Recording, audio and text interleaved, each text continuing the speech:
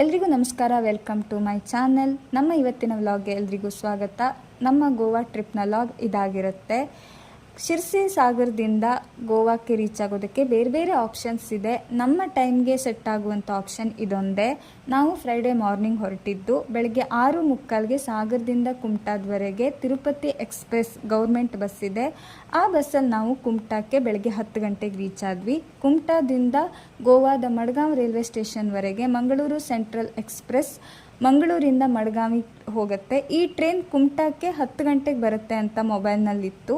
ನಾವು Kumta government bus ಸ್ಟ್ಯಾಂಡಿಗೆ ಹೋದಾಗ ಇನ್ನೂ ಆ ಟ್ರೈನ್ ಕುಮಟಾ ರೈಲ್ವೆ ಸ್ಟೇಷನಿಗೆ ಬರೋದಕ್ಕೆ ಟೈಮ್ ಇತ್ತು. ಹಾಗಾಗಿ ನಾವು ಗೌರ್ಮೆಂಟ್ ಬಸ್ ಸ್ಟ್ಯಾಂಡಿಂದ ರೈಲ್ವೆ ಸ್ಟೇಷನ್ವರೆಗೆ ವಾಕೇಬಲ್ ಡಿಸ್ಟೆನ್ಸ್ ಇದೆ, ನಡ್ಕೊಂಡೇ ಹೋದ್ವಿ. ಅಲ್ಲಿಗೆ ರೀಚ್ ಆದಾಗ 10 ಗಂಟೆ 10 ನಿಮಿಷ ಆಗಿತ್ತು.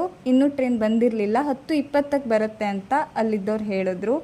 ಈ ಟ್ರೈನಿಗೆ ನಾವು ಮಡ್ಗಾಂವಿಗೆ ಹೋದ್ವಿ. ಕುಮಟಾದಿಂದ ಮಡ್ಗಾಂವರೆಗೆ 2 to 3 ಅವರ್ಸ್ ಜರ್ನಿ ಅಷ್ಟೇ. ಡೇ ಟೈಮ್ ಆಗಿರೋದ್ರಿಂದ ಇದಕ್ಕೆ ಮೊದಲೇ ಬುಕ್ ಮಾಡ್ಕೊಬೇಕು ಅಂತ ಏನೂ ಇಲ್ಲ. ಹಾಗೆ ಆನ್ಲೈನ್ ಬುಕ್ಕಿಂಗ್ ಈ ಟ್ರೈನ್ಗೆ ಇರೋದಿಲ್ಲ. ಮಡ್ಗಾಂವ್ ರೈಲ್ವೆ ಸ್ಟೇಷನ್ ಇದು. ಇಲ್ಲಿಂದ ನಾವು ನೆಕ್ಸ್ಟು ನಾವು ಮೊದಲೇ ಪ್ಯಾಕೇಜ್ ತಗೊಂಡಿದ್ವಿ. ಅದರಲ್ಲಿ pickup drop 2 days site seeing ಇತ್ತು. ಹಾಗಾಗಿ ಅವರು ನಮಗೆ ಕಾರ್ ಕಳಿಸಿದ್ರು. ಮಡ್ಗಾಂವ್ ರೈಲ್ವೆ ಸ್ಟೇಷನ್ನಿಂದ ನಮ್ಮ ಹೋಟೆಲ್ ಇರೋ ಪ್ಲೇಸಿಗೆ ಅಂದರೆ ಬಾಗಾ ಸರ್ಕಲ್ಗೆ ಹೋದ್ವಿ.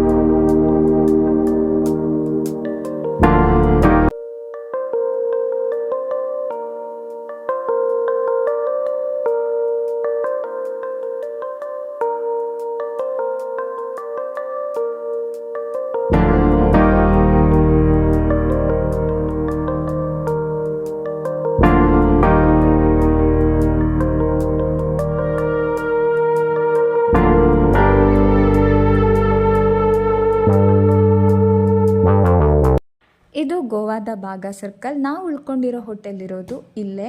ನಾವು ಯಾವ ಪ್ಯಾಕೇಜ್ ತಗೊಂಡ್ವಿ, ಎಷ್ಟು ಅಮೌಂಟ್ ಆಯಿತು, ಪ್ಯಾಕೇಜಲ್ಲಿ ಏನೇನಿತ್ತು, ಇದೆಲ್ಲ ಮಾಹಿತಿ ಬೇಕು ಅಂದರೆ ಕಮೆಂಟ್ ಮಾಡಿ. ಹಾಗೆ ಲೈಕ್ ಮಾಡಿ, ಶೇರ್ ಮಾಡಿ, ಸಬ್ಸ್ಕ್ರೈಬ್ ಮಾಡೋದನ್ನ ಮರಿಬೇಡಿ.